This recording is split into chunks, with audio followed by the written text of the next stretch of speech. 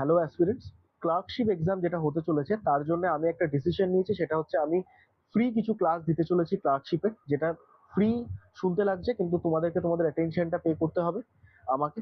যেখানে হতে চলেছে ডাউট ক্লিয়ারিং সেশন, হতে চলেছে প্রপার যে মক টেস্ট আসা দরকার সেরকম লেভেলের মক টেস্ট, এবং যারা ইংরেজিতে যেরকম ভাবে উইক আছো এটুকু সময়ের মধ্যে তোমাদেরকে যেভাবে ইভ্যালুয়েট করা যেতে পারে সেটা আমি করে দেবো।